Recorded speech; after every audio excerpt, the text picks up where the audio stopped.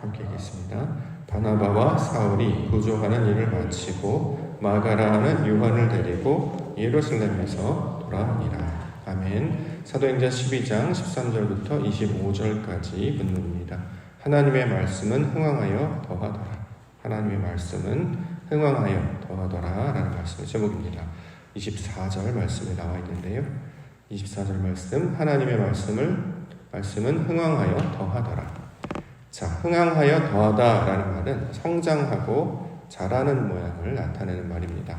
자, 이것은 하나님의 역사와 그를 믿는 자들의 영적 부흥과 성장을 나타내는 말로 우리가 이해할 수 있습니다. 사도행전 곳곳에는 이와 비슷한 표현들이 등장하고 있는데요. 사도행전 6장 7절 말씀에 보면 하나님의 말씀이 점점 왕성하여 예루살렘에 있는 제자의 수가 더 심히 많아지고 허다한 제사장의 무리도 이 도에 복종하니라 라고 증거하고 있습니다. 사도행전 19장 20절에도 이와 같이 주의 말씀이 힘이 있어서 흥왕하여 세력을 얻으니라 라고 증거하고 있습니다.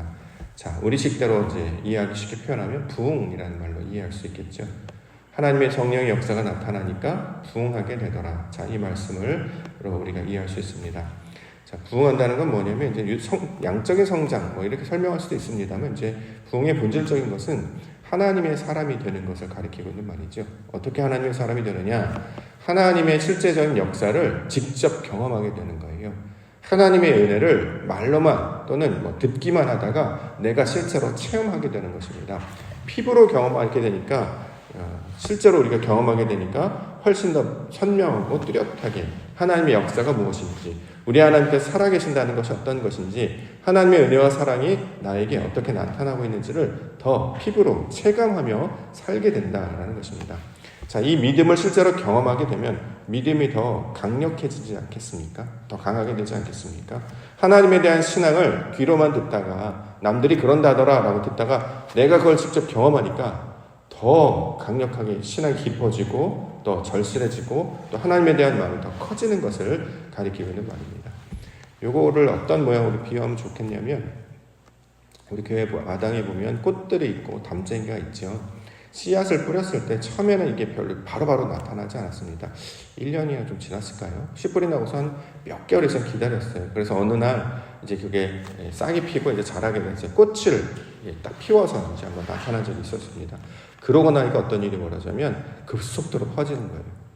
달맞이꽃, 제 어머니가 이제 시장 가셔서 이제 3,000원, 4,000원 몇 송이 사오셨거든요. 근데 그게 한번 꽃 피고 나서 열매를 맺고 씨를 뿌리니까 지금 바닥이 이제 노랗게 아마 돌아가실 때 한번 보셔도 좋겠는데 교회 양옆에 보시면 노랗게 펴있는 달맞이꽃이거든요. 이게 갑자기 이렇게 쫙 퍼졌어요. 이제 그걸 이제 옮겨 심어서 지금 저렇게 자라는 것입니다. 자주 달개비꽃, 보라색 꽃이 자주 달개비꽃이더라고요. 저도 잘 몰랐는데 찾아보니까 나왔습니다.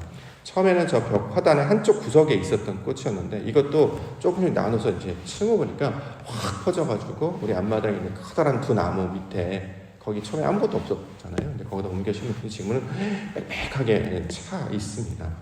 자, 이처럼 마당에서 심겨진 꽃과 나무가 갑자기 퍼져가지고 가득 차는 거예요. 또 담쟁이도 처음에 씨 뿌렸을 때 이 싹이 잘 안 나가지고 키우기가 쉽지 않은가 보다 했는데 갑자기 어느 순간 이 줄기들이 나타나기 시작하든지 보시면 벽에 빽빽하게 한쪽 벽에 다 차 있지 않습니까?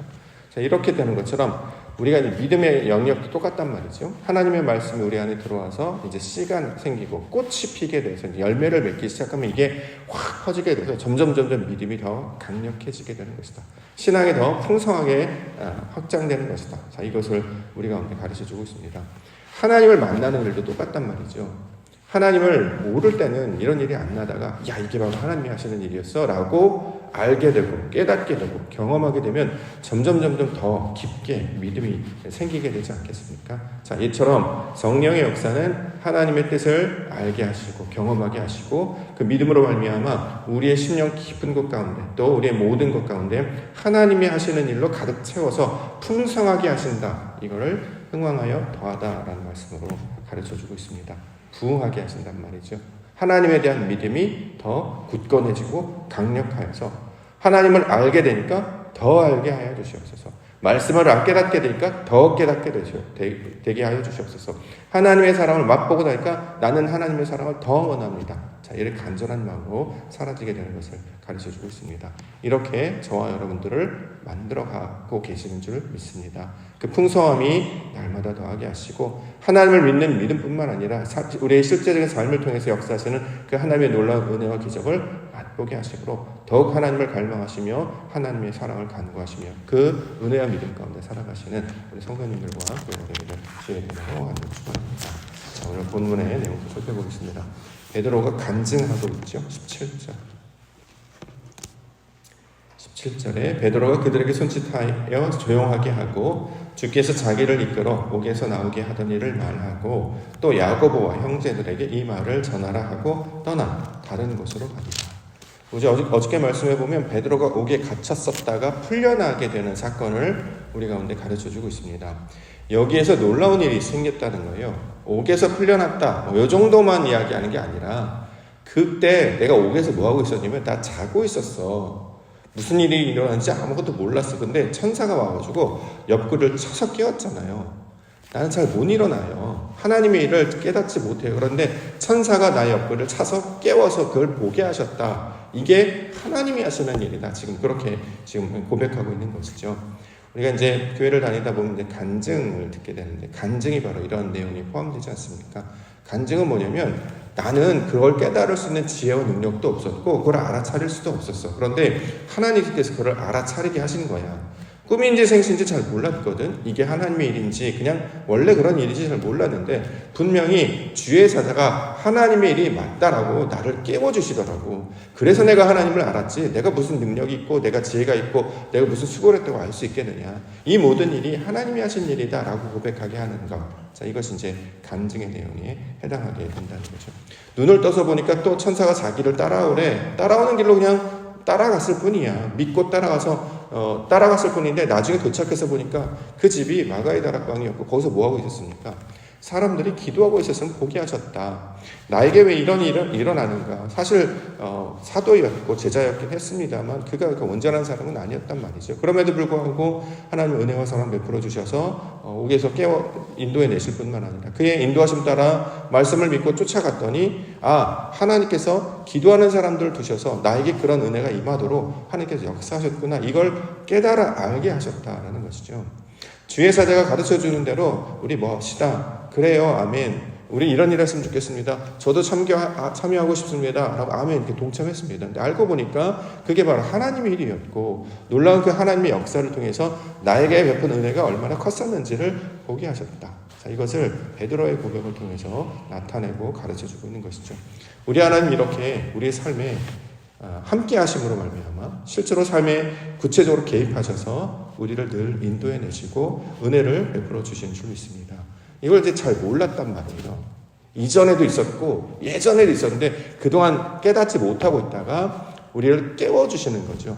성령의 임재로 말미암아 우리를 정신이 나도록 알아차리도록 깨달아 알도록 이렇게 우리를 깨워주시는 일, 이게 바로 이제 성령이 하시는 일이다. 지금 사도행전은 설명하고 있습니다. 그러므로 성령이 임하는 것을 알고 눈이 떠지고 귀가 열리고 우리의 마음이 심령이 변화되면 어떤 일이 벌어집니까?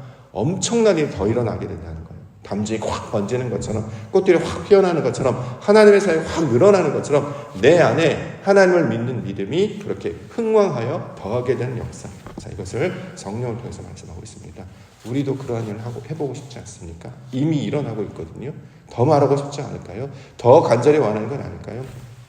신앙은 우리의 한계를 두지 말라고 하는 것이잖아요. 하나님이 하시는 일을 한번 지켜봐봐 어떻게 되는지를 기대하게 하셨잖아요. 이런 일은 시작에 불과하단 말이죠.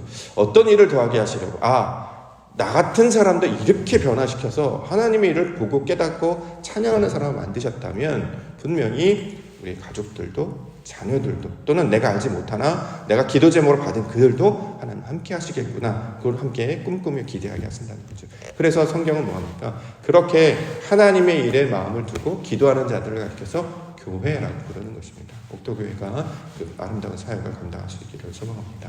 두 번째 나오는 단어는 헤롯의 죽음 이야기입니다. 21절부터 헤롯이 나를 택하여 왕복을 입고 단상에 앉아 백성에게 연설하니 백성들이 크게 부르되 이것은 신의 소리요 사람의 소리가 아니라 하거늘 헤롯이 영광을 하나님께로 돌리지 아니하므로 주의 사자가 곧 친히 벌레에게 먹혀 죽으니라. 자, 헤롯이 교만하더니 하나님 앞에 말씀을 듣고 벌레에 먹혀 죽었다. 역사적 사실입니다. 실제적인 내용이죠. 근데 이 이야기를 우리에게 왜 들려주고 있느냐? 헤롯이 죽었다. 잘 됐다. 역시 하나님께 대적하더니 벌을 받는구나. 이걸 가르쳐 주려고 하느냐? 그런 의도로 주셨다기보다 성경은 항상 어떻게 적용을 해야 됩니까?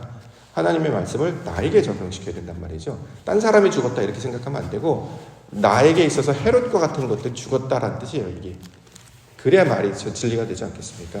우리 안에 헤롯과 같은 성질이 여전히 남아있죠. 하나님을 믿고 따르지만 우리도 헤롯과 같이 앞에 나아가서 사람들한테 말하기 좋아하고 사람들 연설하기 좋아하고 가르치기 좋아하고 나 때는 말이야, 신앙은 말이야, 교회는 말이야, 믿음이란 말이야 이렇게 해야 되는 것이야. 그래서 사람들이 하나님의 소리입니다. 사람의 소리가 아닙니다. 이렇게 추앙받고 존경받고 사람들이 박수받고 칭찬받기를 원했단 말이죠. 그런 모양을 가리켜서 성경은 헤롯이다 이렇게 얘기하는 거예요. 헤롯의 의미가 무엇이었습니까? 영웅이었잖아요. 영웅. 자기가 나아가서 뭔가 하는 것처럼 우리가 삶을 살 때 내가 뭔가를 자꾸 해보고 싶은 영웅 심리가 있지 않습니까? 영웅도 아닌데 히어로도 아닌데 히어로가 아니면 히어로가 아닌 대로 살아야 되는데 마치 그런 것 착각하면서 아무런 능력도 없고 지식도 없고 할 수 있는 것도 아무것도 없는데 모르고 있다가 이걸 이제 깨달아 알게 됐단 말이죠. 그러니까 성령의 역사가 나타나니까 이런 영웅 심리, 영웅이 되고자 했던 자기 의로 살려고 했던 사람을 기쁘게 하고 자기의 의를 드러내려고 했던 것이 주의 사자가 치면 이게 죽게 되더라. 내 안에 그런 헤롯과 같은 성질이 점점 사라지게 되더라. 대신 뭐가 나타납니까? 말씀이 흥황하게 되더라. 그것을 우리 가운데 가르쳐주고 있는 것입니다. 이처럼 성령은 우리 육신의 정욕과 우리의 의를 점점 사라지게 합니다. 말씀이 나를 복종하게 하시기 때문이죠. 이렇게 되면 과거에 왕년에 말이야. 근데 왕년에 진짜 돌아보니까 실제로 그렇지 않았어요. 기억이 왜곡되고 있었단 말이죠. 내가 말하는 욕망 때문에 나를 포장하거나 꾸미거나 이거를 조작하는 것이지 실제로 왕년이라고 했지만 양년 그런 일이 없었습니다. 자, 이처럼 과거의 헛된 일을 끊어버리고 하나님께서 이제 앞으로 어떻게 할 것이냐. 우리는 하나님의 일을 목격하는 증인으로 세우셨잖아요. 아담도 하나님께서 창조하신 이후에 에덴 동산에서 하나님이 하시는 동물을 쭉 이끌어 보신 다음에 증인이 되게 하셨단 말이죠. 우리도 증인이 되는 겁니다. 내가 한 일이 아니라 하나님이 하셨어요. 이거 하나님이 하셨어요. 이것도 하나님이 하신 것입니다. 라고 말하도록 증인으로 세워주셨는데 그 증거들이 내 안에 넘쳐나게 되는 것을 말씀이 흥황하게 된다. 자, 이렇게 설명하고 있는 것이죠. 신기하게도요. 신앙은 내 것을 내려놓기 시작할 때에 하나님의 일이 나타나는 것을 알게 됩니다. 내 것이 다 끊어지게 되면 하나님의 그 생명줄에 붙들려서 살게 되는 것임을 알게 됩니다. 놀라운 것은 그 하나님의 생명줄에 붙들려 있을 때에 놀랍고도 아름다운 열매를 우리 심령 가운데 주렁주렁 맺게 될 줄 믿습니다.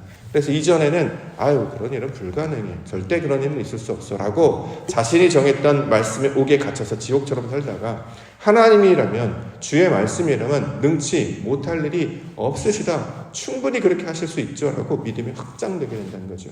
그래서 처음에 나에게 일어나는 일이 굉장히 중요한 증거로 삼고 있는 게 왜 중요하냐면 이걸 갖고 있어야 다른 이들에게도 이런 일들을 펼쳐서 감당할 수 있기 때문입니다. 자, 이처럼 나의 헤롯은 죽고 그리스도로 살게 하여 주시옵소서. 내 육신은 죽고 말씀으로 살게 하여 주시옵소서. 이것이 부흥임을 깨달아 알게 하여 주시옵소서. 기도 가운데 나아가기를 원합니다. 마지막으로는 바울과 사울에 대한 이야기 24절 25절. 하나님의 말씀은 흥황하여 더하더라. 바나바와 사울이 부조하는 일을 마치고 마가라 하는 요한을 데리고 예루살렘에서 돌아오니라. 자, 하나님의 말씀이 이제 흥황하였다 이렇게 얘기하면 말씀이 저절로 움직이는 게 아니잖아요. 하나님의 말씀이 뭐가 있는 게 아니잖아요. 근데 여기 이제 막 생명이 있는 것처럼 묘사를 했단 말이죠. 그걸 뭘로 25절을 받고 있냐면 바나바와 사울로 받고 있어요. 이게 무슨 뜻이냐면 자, 하나님의 말씀이라고 하는 것을 바나바와 사울이라고 하는 사람을 통해서 표현하고 있는 것입니다. 성경의 궁극적인 목적은 저와 여러분들이 말씀이 되는 거예요. 하나님의 말씀이 되게 하십니다. 우리는 이전에 말씀이 아니었고 그냥 육신이었잖아요. 그런데 하나님께서 하나님이 우리 가운데 찾아오셔서 당신의 말씀을 우리 가운데 넣어주시죠. 씨앗처럼 물처럼 넣어주시죠. 우리 안에 그 말씀이 자라가게 돼요. 그럼 하나님의 뜻으로 우리가 채워지게 되죠. 온전히 성장하게 되죠. 그럼 그런 사람들을 가리켜 성경이 뭐라냐? 말씀이 되었다라고 얘기해요. 하나님의 말씀. 이게 하나의 표현입니다. 그래서 이것을 바나바와 사울이라는 인물로서 설명하고 있는 것이죠. 그래서 하나님의 말씀이 없었던 자가 그리스도 예수의 말씀을 듣고 받아서 그 말씀 마음 가운데 새겨서 내 심령 가운데 말씀을 붙잡고 기억하고 새기면 이걸 뭐라고 합니까? 생명책이라고 한단 말이죠. 말씀을 가지고 있는 하나님의 사람, 살아있는 말씀이 되었기 때문에 이게 생명책이고, 성경에서 말하는 생명책의 말씀이 기록되었다는 게 여기예요. 여기 다른 곳에 있는 게 아니라 내가 하나님의 지식을 가진 글들이 묶여져 있는 책이 되었는데 하나님의 영이 임함으로 살아있는 책이 되었잖아요. 그래서 이걸 생명책이다라고 이야기한단 말이에요. 그래서 이 생명책이 세상에 나가면 다른 사람들 우리는 읽어내는 거예요. 저 사람들을 보니까 하나님이 역사하시네. 저 사람들을 보니까 하나님의 영광은 무엇인지 저런 것이네. 책이라는 건 정보를 담아서 무언가 전달하려고 하는 기능을 가진 거잖아요. 세상 사람들은 하나님의 말씀, 하나님을 몰라요. 그렇기 때문에 우리가 말씀이 되어서 그리스도의 편지가 되어서 그들에게 읽히도록 보게 하도록 증거로 삼게 하신단 말이죠. 그래서 이것을 바나바, 사울 등의 이름으로 묘사를 하고 있는 것입니다. 그래서 나중에 보면 제자들이 사도가 되고 사도들이 교회가 되고 교회가 곧 하나님의 말씀들이 되어가지고 세상에 퍼져나가는 것입니다. 그래서 그들이 성도들을 통해 교회를 통해 하나님의 사람을 통해 하나님을 읽어내도록 읽고 하나님을 경배하도록 그렇게 증인으로 저와 여러분들을 불러주셨다라는 거죠. 그럼 그 점점 하나님을 아는 지경으로 나오게 된다라는 것입니다. 저와 여러분들을 그 역할을 감당하기 위해서 부르셨고 은혜로 채우셨고 그 증거를 통해서 세상에 나아가 증거자로 살게 해주신 줄 믿습니다. 그런 자들을 소금이라고 이야기하고 그런 자들을 빛 이렇게 이야기하는 것이죠. 저와 여러분들이 바로 그 그리스도를 알리는 편지, 말씀이 되어서 세상 가운데 보내심을 받은 자로 살게 해주실 줄 믿습니다. 하나님의 말씀이 흥왕하여서 더해지는 놀라운 역사 내 안에 나타나게 하시고 우리를 통해서 우리 가족과 우리 교회와 우리 지역과 사회가 그 말씀으로 충만해지는 놀라운 하나님의 영광 있게 하여 주시옵소서. 이것을 오늘도 함께 기대하시며 기도하시는 우리 믿음의 성도님들 되시기를 주의 이름으로 간절히 축원합니다. 하겠습니다.